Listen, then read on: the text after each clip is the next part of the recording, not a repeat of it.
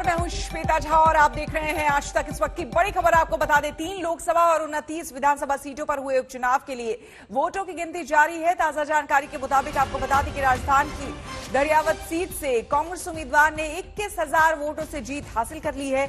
वहीं वल्लभ नगर सीट पर भी कांग्रेस लीड बनाए हुए है, लेकिन सबकी नजरें बिहार की ओर है, जहां पर कुशेश्वर स्थान से जेडीयू और तारापुर से आरजेडी उम्मीदवार आगे चल रहे हैं। मध्य प्रदेश की सभी 4 विधानसभा सीटों पर बीजेपी प्रत्याशी लगातार लीड बनाए हुए हैं। तो पश्चिम बंगाल में एक बार फिर ममता बनर्जी का जादू चला है। वहां सभी 4 सीटों पर टीएमसी उम्मीदवार जीत के बेहद करीब है। असम में एनडीए गठबंधन ने क्लीन स्वीप कर लिया है। बीजेपी 3 सीटों पर आगे है, जबकि सहयोगी यूपीपीएल भी 2 सीटों पर बढ़त बनाए हुए है। रही बात हिमाचल की, तो मंडी लोकसभा सीट पर कांग्रेस बड़ी बढ़त बना चुकी है, जबकि 3 विधानसभा सीटों पर भी कांग्रेस उम्मीदवार आगे चल रहे हैं। 3 लोकसभा सीटों में से एक दादर नगर हवेली से शिवसेना उम्मीदवार आगे है, जबकि मध्य प्रदेश की खंडवा सीट पर बीजेपी प्रत्याशी की बढ़त है। तो आपको हम बता दें कि अगले साल होने वाले विधानसभा चुनाव से पहले आज बड़ा दिन है। देश में 30 अक्टूबर को 3 लोकसभा और 29 विधानसभा सीटों पर वोट डाले गए थे और अब आज उसी उपचुनाव के नतीजे आने वाले हैं। साहब की सुनो, बात सुनो साहब की। ये देखिए, आपको हम फिलहाल जो तस्वीरें सामने आ रही है वो हम दिखा रहे हैं, और ये तस्वीरें आपको हम नॉर्थ 24 परगना की दिखा रहे हैं। अगर हम आपको बात करें पश्चिम बंगाल की, तो पश्चिम बंगाल पर सभी सीटों पर टीएमसी आगे चल रही है और इसे जीत मानते हुए, क्योंकि जितना बड़ा मार्जिन है उसे देखते हुए ऐसा लग रहा है कि टीएमसी की जीत जो है वो वहां पर सुनिश्चित है, निश्चित है, और इसी वजह से वहां पर ढोल नगाड़े भी बज रहे हैं। और देखिए, अबीर गुलाल जो है वहां पर उड़ाया जा रहा है और ऐसा लग रहा है कि पहले, क्योंकि ममता बनर्जी ने जीत की बधाई एक तरह से दे दी है पहले ही, और जो खबरें आ रही है ये देखिए किस तरह से एक दूसरे को अबीर और गुलाल यहां पर लगाया जा रहा है।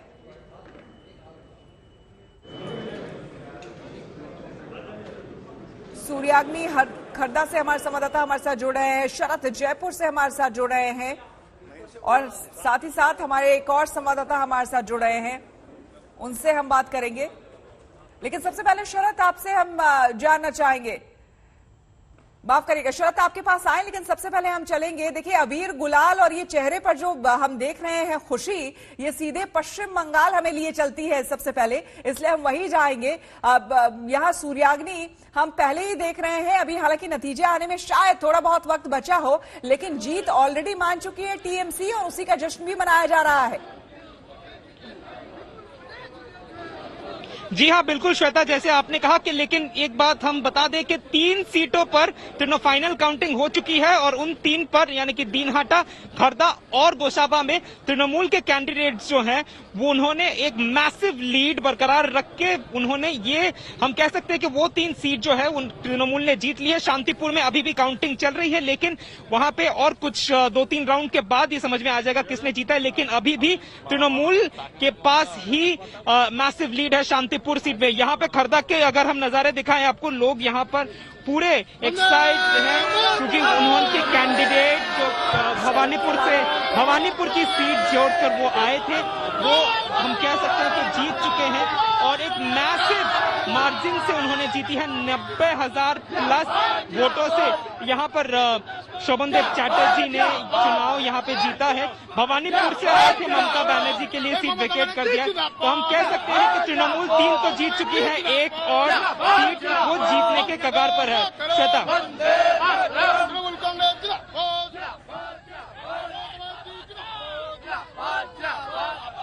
बिल्कुल, हम तस्वीरें देख रहे हैं और जीत की खुशी है, जाहिर सी बात है वो दिख रही है। हम रवीश के पास चलेंगे भोपाल, लेकिन उससे पहले हम आपको शिवराज सिंह चौहान क्या कह रहे हैं जरा ये सुनवाते हैं। जनता का प्यार और आशीर्वाद मोदी जी के साथ है, भारतीय जनता पार्टी के साथ है, और केंद्र सरकार ने, आदरणीय मोदी जी ने जो विकास के काम किए, उनको लोगों का आशीर्वाद उन कामों को मिल रहा है। हमने भी प्रदेश में भारतीय जनता पार्टी की सरकार ने विकास और जन कल्याणकारी योजनाएं जो लागू की है आम जन के लिए, समाज के हर वर्ग के लिए, तो जनता का प्यार और आशीर्वाद मिल रहा है। अभी प्रारंभिक रुझान है, लेकिन रुझानों से स्पष्ट हो रहा है कि लोग भारतीय जनता पार्टी को आशीर्वाद दे रहे हैं। तो मध्य प्रदेश में आपको बता दें 3 विधानसभा सीटों पर यहां पर उपचुनाव हुए थे। सीधे चलते हैं रवीश के पास। रवीश, शिवराज सिंह चौहान ने साफ कह दिया है कि ये जो बढ़त हम देख रहे हैं या फिर जीत की ओर जो बढ़ रहे हैं, उन सब के पीछे प्रधानमंत्री, उनकी सोच और उनकी कार्यशैली। जी बिल्कुल, इस पूरे उपचुनाव में क्योंकि आपको बताएं श्वेता कि कांग्रेस ने एक तरीके से निशाना साधा हुआ था पूरी भारतीय जनता पार्टी पर 3 वजहों से। पहला था मध्य प्रदेश में बीते 1.5 सालों में जो कोरोना काल के दौरान मध्य प्रदेश में अव्यवस्था रही थी, वो आरोप लगाया था कांग्रेस ने। खाद का संकट जो चुनाव से ठीक पहले उठा था, कोयले का संकट उठा था और महंगाई, ये 5 ऐसे बड़े मुद्दे थे जिसको लेकर के लगातार कांग्रेस घेर रही थी भाजपा को, और ये मान के चला जा रहा था कि इसका व्यापक असर जो है चुनाव में देखने को मिल सकता है। हालांकि आमतौर पर उपचुनाव के जो नतीजे आते हैं वो काफी हद तक निर्भर करता है सरकार किसकी है। राजस्थान में जैसे कांग्रेस को बढ़त मिल रही है, भारतीय जनता पार्टी यहां पे ले जा रही है, लेकिन जो सबसे बड़ी बात है निकल के सामने आएगी मध्य प्रदेश से, वो ये कि 4 सीटों में से 1 सीट ऐसी है जो रैगांव सीट पे भाजपा भी पीछे चल रही है, और अगर यहां भाजपा हारती है तो ये भाजपा के लिए थोड़ी चिंता की बात हो सकती है, क्योंकि 31 साल के बाद ऐसा होगा जब भारतीय जनता पार्टी रैगांव सीट हारेगी। जुगल किशोर बागरी वहां से भाजपा के विधायक भी रह चुके हैं, मंत्री रह चुके थे, उनके निधन के बाद ये सीट खाली हुई थी। फिलहाल जो वहां से प्रत्याशी हैं भाजपा की प्रतिमा बागरी, वो अब पीछे चल रही हैं। कल्पना वर्मा जो कांग्रेस की प्रत्याशी है काफी आगे चल रही है। तो भले इन 4 सीटों में से 3 पे भाजपा जीत की ओर बढ़ती हुई साफ तौर पर दिख रही है, लेकिन हाँ, रैगांव में भाजपा के लिए बुरी खबर है, लेकिन मुख्यमंत्री साफ कर चुके हैं कि अगर हम 3 सीटें भी जीत रहे हैं तो कहीं ना कहीं वो ये दर्शा रहा है कि केंद्र सरकार और राज्य सरकारों ने बीते 1.5 सालों में जो काम किए हैं मध्य प्रदेश में, उस पर अब जनता अपनी मोहर लगा रही है, बावजूद इसके कि कांग्रेस की तरफ से लगातार इन्हीं तमाम चीजों पर निशाना साधा जा रहा था। बिल्कुल, सीधे चलते हैं अब हम शरद के पास। जयपुर, शरद, यहाँ पर राजस्थान की बात करें तो यहाँ पर 2 सीटों पर देखिए, आपको हम ब्रेकिंग भी बता रहे हैं, 3 लोकसभा और 29 विधानसभा सीटों के लिए मतगणना अभी भी जारी है, जिसमें हालांकि बात करें अगर हम इन टोटल तो राजस्थान में 1 सीट पर, एक बार फिर से आपको हम ब्रेकिंग दिखाते हैं, राजस्थान में 1 सीट पर कांग्रेस की जीत हो चुकी है और 1 पर कांग्रेस आगे चल रही है। यहाँ पर दरअसल 2 ही सीटों पर यहाँ पर उपचुनाव हुए थे, जिसमें 1 पे कांग्रेस जीत गई है और 1 पे आगे चल रहे। बिहार के कुशेश्वर स्थान में 1-1 सीट, यानी कि 1 जेडीयू 1 आरजेडी के पास है। पश्चिम बंगाल में सभी 4 सीटों पर टीएमसी प्रत्याशी आगे चल रहे हैं। मध्य प्रदेश में बीजेपी सभी 3 विधानसभा सीटों पर आगे है। शरद के पास सीधे चलते हैं। शरद, राजस्थान में देखिए, राजस्थान में 2 विधानसभा सीटों पर जो है उपचुनाव यहां पर हुए थे। यहां पर जीत और हार से ज्यादा यहां बड़ा सवाल ये उठ रहा है कि बीजेपी जो है वल्लभनगर, अगर विधानसभा सीट की बात करें तो यहां पर थोड़ा पीछे या मार्जिन से पीछे होने की अलग बात होती है, यहां पर लगभग 4थे स्थान पर बीजेपी नजर आ रही है और दूसरा जो धारियावाड़ सीट है यहां पर 3रे स्थान पर है। तो ये करारी हार की तरफ बढ़ती हुई बीजेपी एक तरह से यहां पर। बिल्कुल सही कहा आपने। मैंने 20 सालों में इस तरह से बीजेपी को इतनी बुरी हार नहीं देखी कि 1 सीट पर 4थी स्थान पर, इतिहास में शायद पहली बार 4थी स्थान पे आ रही है जब से बीजेपी यहाँ पर चुनाव लड़ रही है, और 3रे स्थान पे आ रही है उस सीट पर जो उनकी सीट थी धैर्यवाद। दोनों जगह पर कांग्रेस की बम्पर जीत दिखाई दे रही है। इसकी वजह यह रही है कि इस बार सचिन पायलट और अशोक गहलोत साथ मिलकर यहां पर चुनाव में रहे हैं, नॉमिनेशन भी साथ करने गए थे और मुख्यमंत्री अशोक गहलोत ने से प्रतिष्ठा का सवाल बना रखा था। लगातार उपचुनाव में 4-4 सभाएं करके आए थे उसके बाद, लेकिन बीजेपी के घर के अंदर का झगड़ा इतना ज्यादा है। आपको पता है वसुंधरा राजे किनारे रखी हुई है। वसुंधरा राजे का फैक्शन जो है वो इस चुनाव में पीछे से काम कर रहा था। माना जा रहा है कि जो असंतुष्ट थे रणधीर सिंह भिंडर जो दूसरे स्थान पर हैं वल्लभनगर में, वो वसुंधरा राजे करीबी हैं। जो वसुंधरा राजे के दूसरे करीबी विधायक थे जिनके देहांत होने के बाद उनके बेटे कन्हैयालाल मीणा टिकट मांग रहे थे, उनका टिकट काट दिया गया था। वहां पर भी उस लसाड़िया इलाके से बीजेपी को हार मिली है। तो निश्चित रूप से कहा जा सकता है कि बीजेपी के घर के अंदर का झगड़ा बीजेपी को इतनी बुरी शिकस्त यहां पर दी है, लेकिन कांग्रेस में मुख्यमंत्री अशोक गहलोत निश्चित रूप से मजबूत होकर निकलेंगे और जिस तरह से सियासी झगड़ा राजस्थान में चल रहा है, कहीं न कहीं उन्हें यह कहने में दिल्ली दरबार में मजबूती होगी कि मुझे फ्री हैंड दिया जाए, क्योंकि उनके भी और सचिन पायलट के अंदर टसल काफी ज्यादा है। फिलहाल कांग्रेस 1 सीट जीत गई है और दूसरे पर बड़े मार्जिन से आगे है, इसलिए दोनों ही सीटें कांग्रेस के पक्ष में जाती हुई दिखाई दे रही है। बिल्कुल, चलते हैं इलाहाबाद से हमारे संवाददाता ललित शर्मा हमारे साथ जुड़ रहे हैं। ललित, आपके पास क्या अपडेट? फिलहाल श्वेता अगर अपडेट की बात करें तो 13वां जो राउंड है वो कंप्लीट हो चुका है और अभय सिंह चौटाला जो इनेलो पार्टी से है वो 5500 की लीड बनाए हुए हैं। जरूर लास्ट के 3 से 4 राउंड में कांटे का मुकाबला देखने को मिला था, जहां पर 8वें राउंड तक अभय सिंह चौटाला लगभग 9000 के आसपास वोटों से आगे चल रहे थे, लेकिन जैसे ही शहरी ईवीएम खुली उसके बाद से जो मार्जिन है वो घटकर एक बार 2995 के आसपास रह गया। लेकिन एक बार फिर से पिछले 2 राउंड में जो लीड है उनको बरकरार रखते हुए अब जो आंकड़ा है वो बढ़कर है वो 5500 के आसपास हो गया है और सिर्फ अब 3 राउंड बाकी है। और अब से थोड़ी देर पहले अभय सिंह चौटाला है वो मीडिया से भी रूबरू हुए, साफ तौर पर उन्होंने आरोप है वो भाजपा जेजेपी पे लगाए हैं और कहा है कि जिस तरह से हॉर्स ट्रेडिंग इन चुनाव में हुई है वैसी हॉर्स ट्रेडिंग उन्होंने कभी नहीं देखी। लेकिन अगर इस चुनाव की खास तौर पे बात करें तो ये चुनाव है किसानी आंदोलन के ऊपर ये चुनाव है वो लड़ा गया था, जिसके बाद अभय सिंह चौटाला ने इस सीट को छोड़ दिया था और खास तौर पर जो जाट वोटर्स है वो कहीं ना कहीं बढ़ते हुए जरूर नजर आए हैं। दावा अभय सिंह चौटाला की तरफ से किया जा रहा था कि करीबन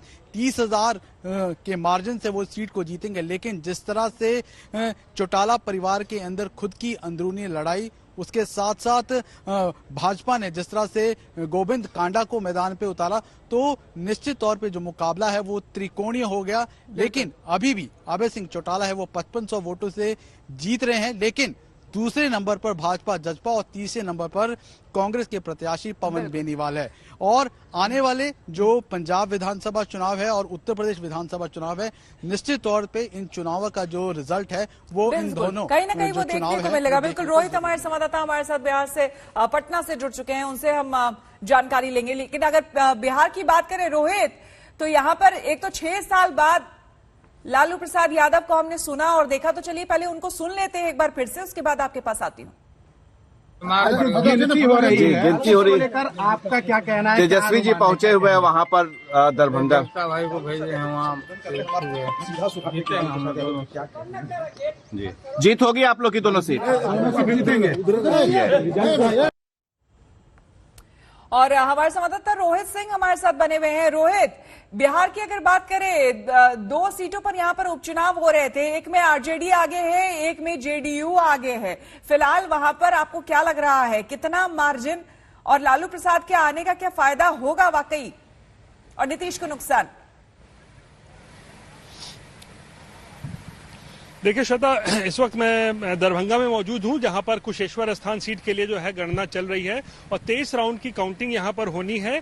20 राउंड की जो काउंटिंग है वो पूरी हो चुकी है, जिसके बाद जेडीयू ने अपनी बढ़त को बढ़ा लिया है और 11,800 की लीड जो है इस वक्त जेडीयू के पास हो चुकी है। तो यानी ये अच्छी खासी लीड है और बस 3 राउंड की काउंटिंग बाकी है। तो यहाँ ये कहा जा सकता है कि जेडीयू जिसके पास ये पहले से ये सीट थी वो ये रिटेन सीट को कर सकती है, क्योंकि अभी तक के जितने जो रुझान आए हैं और क्योंकि 11,500 से भी ज्यादा का जो है इस वक्त लीड है जेडीयू के बाद। लेकिन मुश्किल भरी खबर जेडीयू के लिए तारापुर में हो सकती है, क्योंकि तारापुर में कांटे की टक्कर चल रही है। वहां पर आरजेडी सुबह से ही लगातार लीड बनाकर अपना रखा हुआ है और वहां पर तकरीबन 16 राउंड की काउंटिंग हो चुकी है, जिसके बाद माफ कीजिएगा 14 राउंड की काउंटिंग हुई है, जिसके बाद 3600 के मार्जिन से आरजेडी उम्मीदवार वहां पर लीड कर रहे हैं। तो वहां पर कांटे की टक्कर है और तारापुर को लेकर जो है अब राजनीति भी शुरू हो गई है, क्योंकि आरजेडी की तरफ से एक ट्वीट आया है और सीधा आरोप लगा दिया गया है यहाँ सरकार के ऊपर कि सरकार जानबूझकर वहां पर काउंटिंग को धीमे तरीके से करवा रही है, क्योंकि वहां पर 29 राउंड की काउंटिंग होनी है और ताकि देर रात तक काउंटिंग चले, जिसका फायदा सरकार को मिल सकता है। तो इस तरीके के आरोप भी लगाने जा रहे हैं आरजेडी के तरफ से। लेकिन कुशेश्वर स्थान मुझे लगता है कि मामला बिल्कुल क्लियर हो चुका है, बस ऑफिशियल कॉन्फर्मेशन की बस यहाँ पर अब देरी है। लेकिन मामला फंसा हुआ है तारापुर में, जहाँ पे आरजेडी और कांग्रेस जेडीयू के बीच में कांटे की टक्कर चल रही है। चलिए सुन लेते हैं जेडीयू और आरजेडी के नेता ही क्या कुछ कह रहे हैं। देखिए, सूचना मिल रही है कि धांधली लोग हो सकता है करेंगे। तो पिछले चुनाव में आपने देखा होगा पूरे देश दुनिया ये जानती है कि किस प्रकार से जनादेश का चोरी हुआ। किसी से भी अगर पूरे देश में पूछिए तो सब लोग बता देंगे कि बड़ी बेईमानी हुई।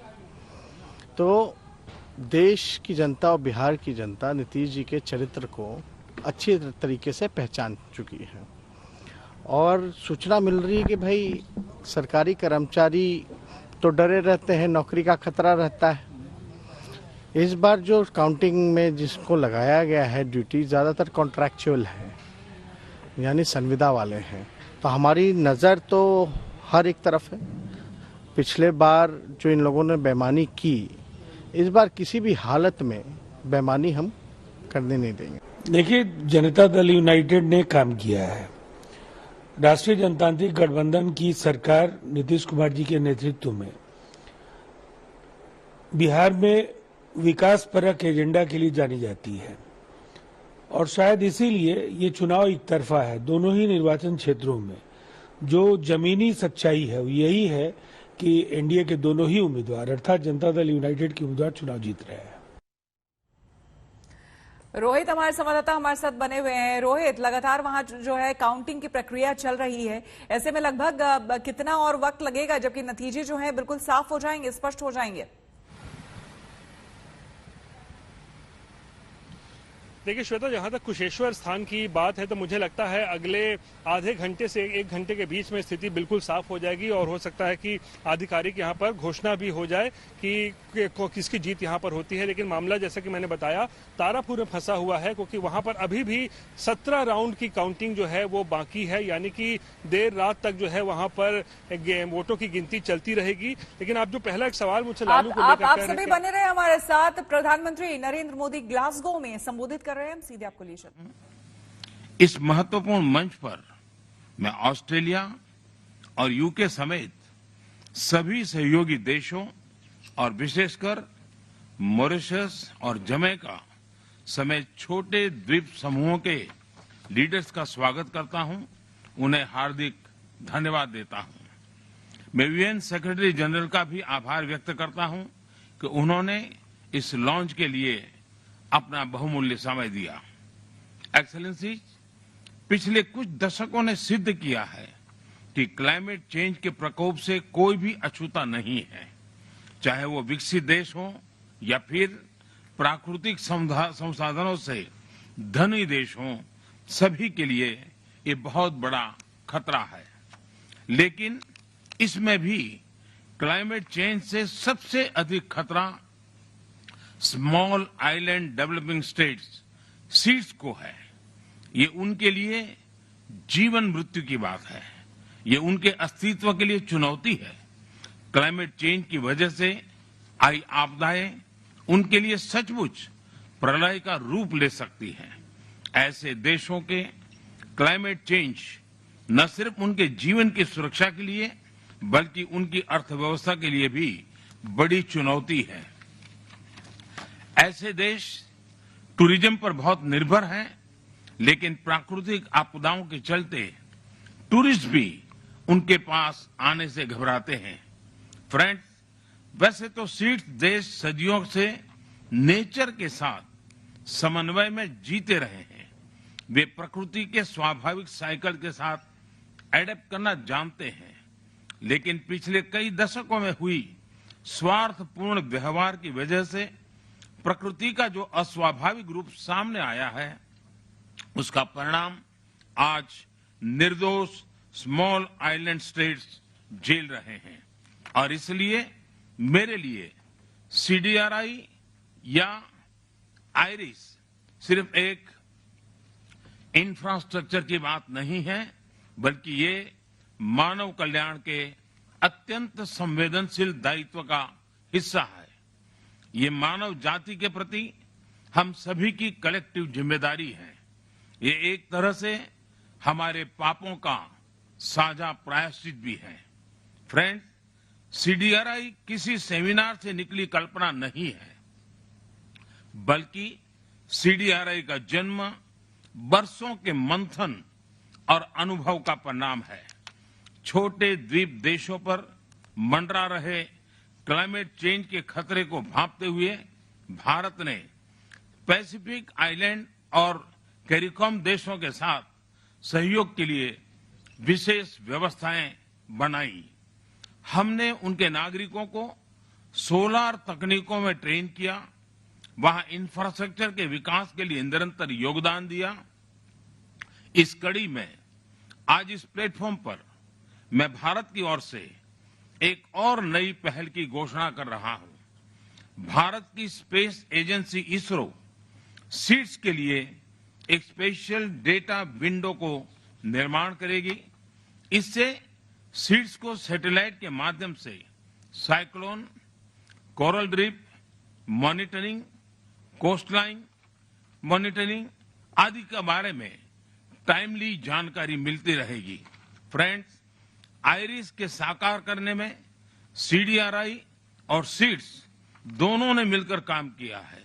यह को क्रिएशन और को बेनिफिट्स का अच्छा उदाहरण है। इसलिए मैं आज आईरिस के लॉन्च को बहुत अहम मानता हूं। आईरिस के माध्यम से सीड्स को टेक्नोलॉजी, फाइनेंस, जरूरी जानकारी तेजी से मोबिलाइज करने में आसानी होगी। स्मॉल आइलैंड स्टेट्स के क्वालिटी इंफ्रास्ट्रक्चर को प्रोत्साहन मिलने से वहां जीवन और आजीविका दोनों को लाभ मिलेगा। मैंने पहले भी कहा है कि दुनिया इन देशों को कम जनसंख्या वाले स्मॉल आइलैंड के रूप में देखती है, लेकिन मैं इन देशों को बड़े सामर्थ्य वाले लार्ज ओशन स्टेट्स के रूप में देखता हूं। जैसे समुद्र से निकले मोतियों की माला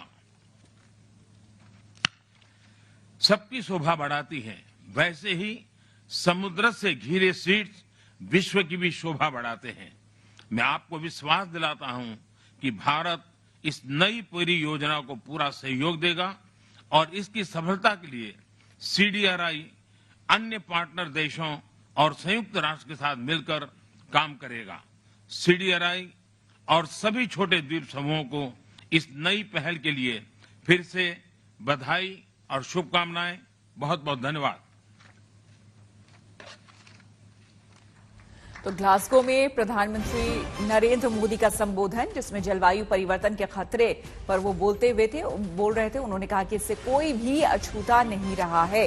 प्राकृतिक आपदा से टूरिस्ट भी आने से कतराते हैं। ये एक बहुत बड़ी बात है। जलवायु परिवर्तन से बड़ा खतरा है।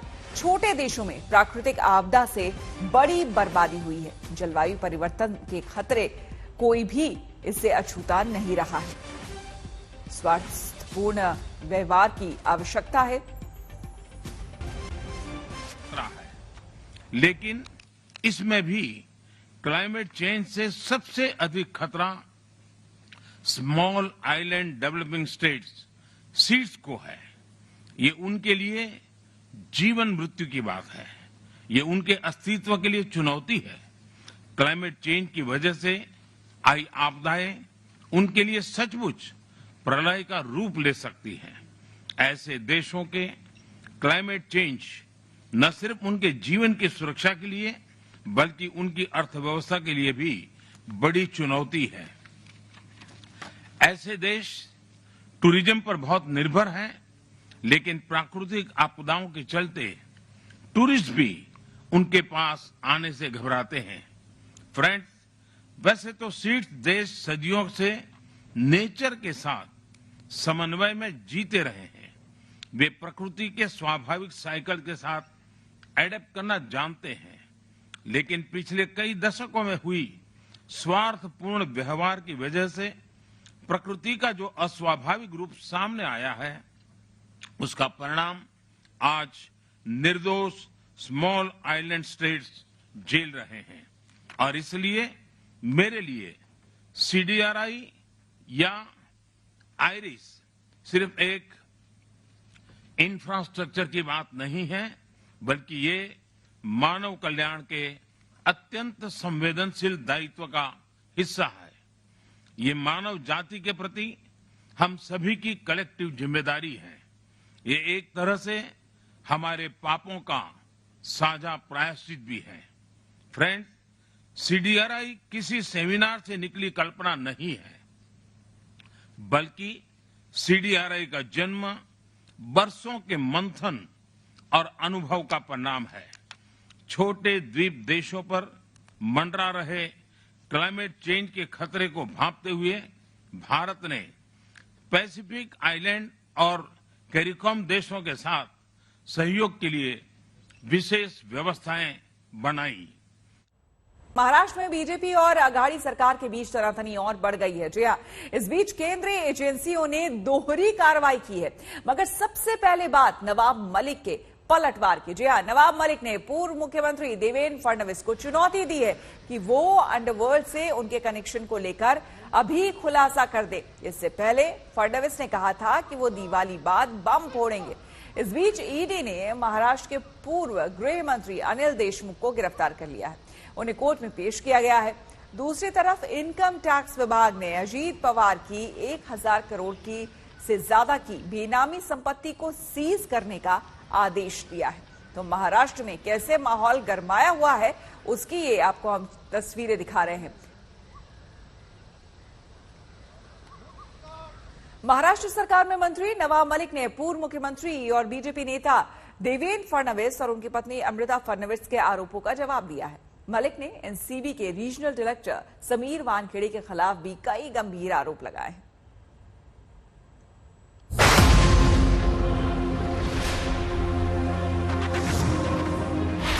उन्होंने एक फुलझड़ी जलाई है तो बम तो फूटेगा। देवेंद्र जी ने ये कहा कि मैं दिवाली के बाद बम फोड़ूंगा, आपको इंतजार करने की जरूरत नहीं। नवाब मलिक इनके अंडरवर्ल्ड के साथ क्या संबंध है? किसी माई के लाल में हिम्मत नहीं कि नवाब मलिक किसी अंडरवर्ल्ड से जुड़ा हुआ है, ये कभी उंगली भी उठाकर मेरे तरफ दिखा सके। नवाब मलिक ने देवेंद्र फडणवीस की पत्नी के ड्रग पैडलर से कनेक्शन पर सवाल उठाए तो देवेंद्र फडणवीस ने अंडरवर्ल्ड से नवाब मलिक का कनेक्शन बता दिया। फडणवीस ने दिवाली बाद बम फोड़ने का दावा किया। इसी का जवाब देने नवाब मलिक सामने आए। वो हिंदी में कहते हैं खिसियानी बिल्ली खंबा नोचे, इस प्रकार की अवस्था नवाब मलिक की हुई है।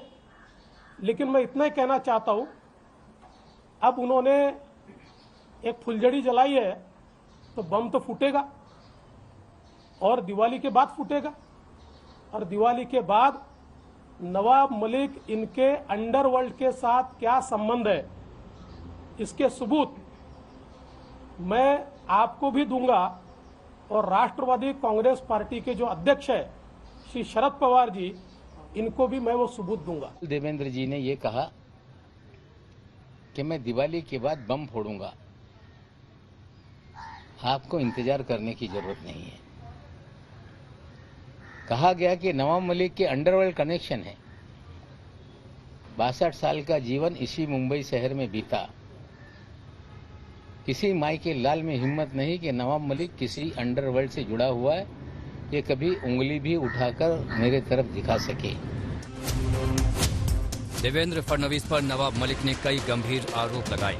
उनके मुख्यमंत्री रहने के दौरान उनके भाई की गतिविधियों, 15 करोड़ की पार्टी और 15 लाख की टेबल वाली पार्टी पर सवाल खड़ा किया। तो कल जहां देवेंद्र फडणवीस ने नवाब मलिक के दामाद को लेकर तीर चलाए थे, उनका जवाब नवाब मलिक ने फडणवीस के भाई को कटघरे में खड़ा कर दे दिया। राष्ट्रवादी कांग्रेस के मंत्री नवाब मलिक, इनके साथ रहने वाले उनके जवाई, इनके घर में गांजा अगर या इनके पास गांजा अगर मिलता है तो इस रेशियो से पूरी राष्ट्रवादी कांग्रेस पार्टी यही ड्रग्स की किनपिन होनी चाहिए। और देवेंद्र जी, आप शायद भूल गए कि जिस दिन आपका 1 साल का कार्यकाल पूरा हुआ था, उसी दिन एक प्रेस में मैंने कहा था कि नकली देवेंद्र कौन घूम रहा है शहर में। आपको चेताया था मैंने। आपका भाई शहर में होटलों में क्या कर रहा था उसकी जानकारी हमने दी थी।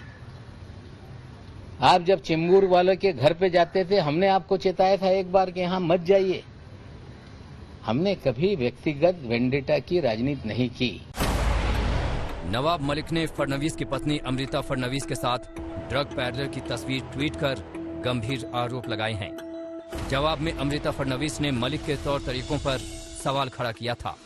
आज मलिक ने इसका भी जवाब दे दिया। पहले सिर्फ मेरा फोटो और वो उनका नाम क्या, जयदीप राणा का फोटो आगे आया। इनका इनसे रिलेशन क्या, क्वेश्चन मार्क। ये तरीका होता है, क्या रिलेशन है? नवाब मलिक तो खुद को बचाने कई बार फोन उठाते हैं, फोन उठा के पूछ लेते थे, बता देते थे क्या रिलेशन है। कुछ लोग ये शोर मचा रहे हैं कि महिलाओं तक ये पहुंच रहे हैं। पिछले लगभग 26 दिन में 2 महिलाओं के अलावा मैंने किसी की मां, बहन, बहू, बेटी या किसी भी महिला को लेके कोई भी आरोप या उनका उल्लेख नहीं किया। नवाब मलिक ने समीर वानखेड़े पर भी इल्जामों की नई किश्त जारी की। उन पर हजारों करोड़ की उगाही का आरोप लगाया, तो वहीं उनकी ईमानदारी के दावे पर जबरदस्त तंज कसा। सारी चीजों को, ये जो गलत चीजें हो रही है उसके एक एक सबूत हम रखेंगे। अभी तो उगाही का धंधा हो रहा था, ये स्टैब्लिश हो रहा है। पुलिस की जांच जैसे जैसे आगे बढ़ेगी, हमें लगता है एक बार वानखेड़े गिरफ्त में आ गया तो लोग खुलकर सामने आएंगे। ये सारी तस्वीरें देख लें, जूते देख लें। लुई विटॉन का जूता 2-2 लाख रुपए का है, जूते बदलते रहते हैं। बर्बरी के शर्ट आप देखेंगे जो 50,000 से ऊपर शुरू होता है। टी शर्ट आप देखेंगे जिसकी कीमत 30,000 से शुरू होती है। घड़ियां रोज बदलती है जो 20 लाख से उसकी बिगिनिंग है और 1 करोड़ तक की घड़ी आती है। ईमानदार अफसर का ये पहरावा, ईमानदार अफसर का ये रहन सहन। नवाब मलिक ने महाराष्ट्र के पूर्व गृह मंत्री अनिल देशमुख की गिरफ्तारी को भी झूठा फंसाने का मामला बताया। उन्होंने भी सवाल उठाया कि आरोप लगाने वाले मुंबई के पुलिस कमिश्नर कहां गायब हो गए। अगर वो भागे तो इसके लिए बीजेपी जिम्मेदार है। देखना है कि देवेंद्र फडणवीस अंडरवर्ल्ड से नवाब मलिक के कथित कनेक्शन को लेकर खुलासों का बम दिवाली से पहले फोड़ते हैं या फिर उसके बाद। आज तक ब्यूरो। समीर वानखेड़े के महंगे कपड़े, जूते और घड़ियों को लेकर नवाब मलिक के आरोपों पर समीर वानखेड़े की बहन यास्मीन ने सफाई दी। आरोपों की बौछार कम होने का नाम नहीं ले रही है। आज कहा है कि समीर वानखेड़े एक गैंग चलाते हैं, एक आर्मी है जिसमें आप भी हिस्सा हैं, एंड दैट आप भी ड्रग पेडलर से इंटरेक्शंस करती हैं and you are a part of this entire game. आप क्या कहना चाहेंगी ma'am? What is this going on?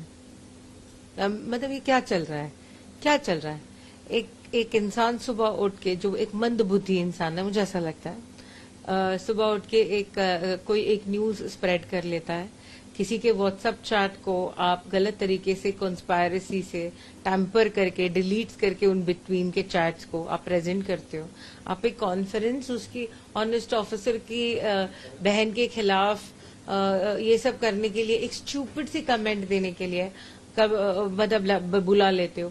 आपको लगता है पब्लिक का टाइम इतना आप त्योहारों को उनको खराब कर रहे हो? आप उनके त्योहारों को, एटलीस्ट मेरा तो आपने खराब कर दिया मलिक जी। अच्छा मैम, देखिए ना, इन्होंने व्हाट्सएप चैट भी आज जो है वो साझा किया है। उसमें आपका नाम है, नंबर है और ये कहा जा रहा है कि आप एक ड्रग पेडलर के साथ इंटरेक्ट कर रही हैं। काफी उसमें इमोजीज भी शेयर करी गई हैं।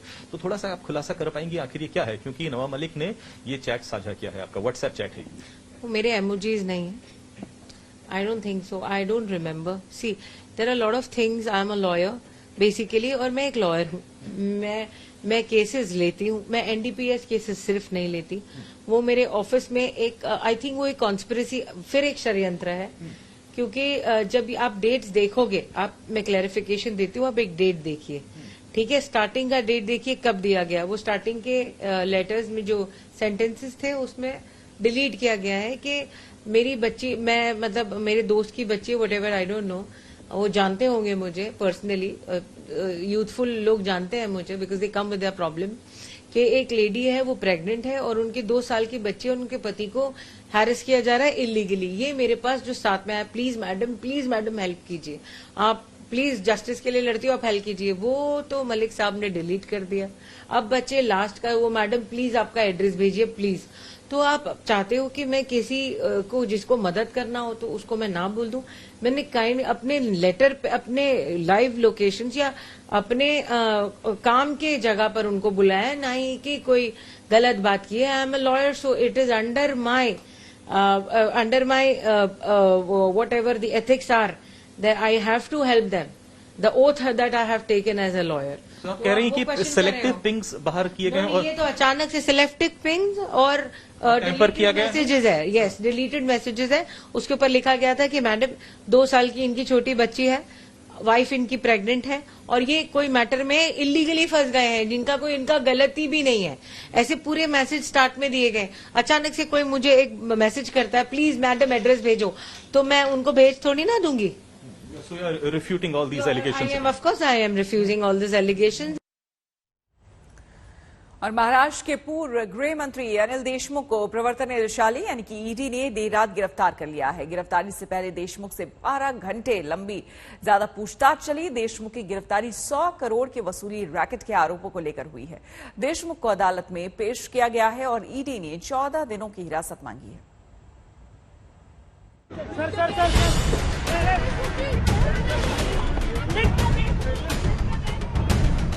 कल दोपहर जब अचानक महाराष्ट्र के पूर्व गृह मंत्री अनिल देशमुख प्रवर्तन निदेशालय के दफ्तर में हाजिरी लगाने पहुंचे, तभी ये अंदेशा हो चुका था कि उन पर गिरफ्तारी की तलवार कभी भी गिर सकती है। हुआ ऐसा ही। 12 घंटे से भी ज्यादा लंबी पूछताछ के बाद अनिल देशमुख गिरफ्तार कर लिए गए। 100 करोड़ की वसूली के मामले में करीब 13 घंटे की लंबी पूछताछ के बाद आखिरकार महाराष्ट्र के पूर्व गृह मंत्री अनिल देशमुख को प्रवर्तन निदेशालय ने गिरफ्तार कर लिया है।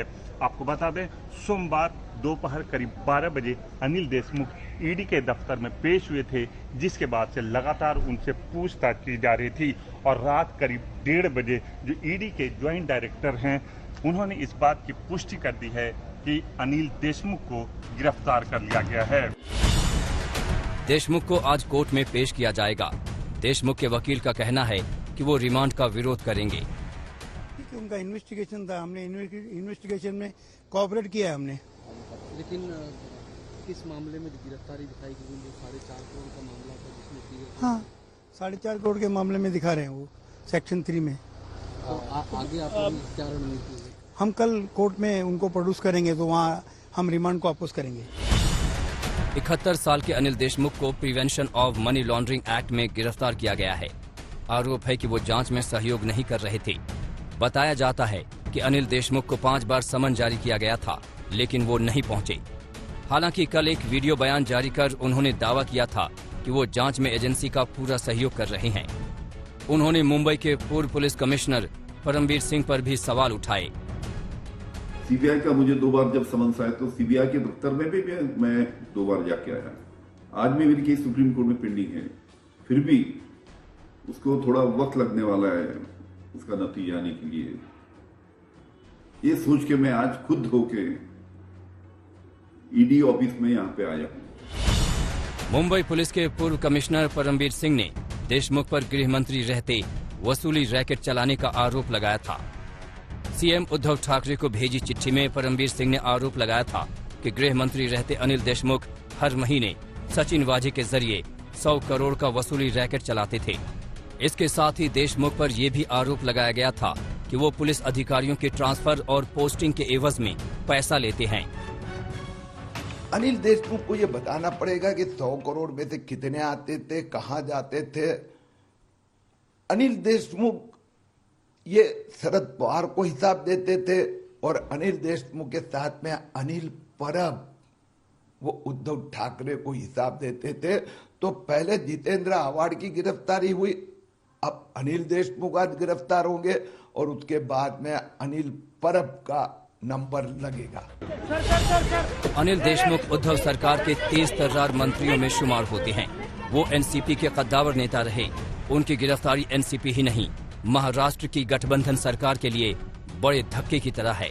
मुनीष पांडे के साथ दिव्येश सिंह, मुंबई आज तक।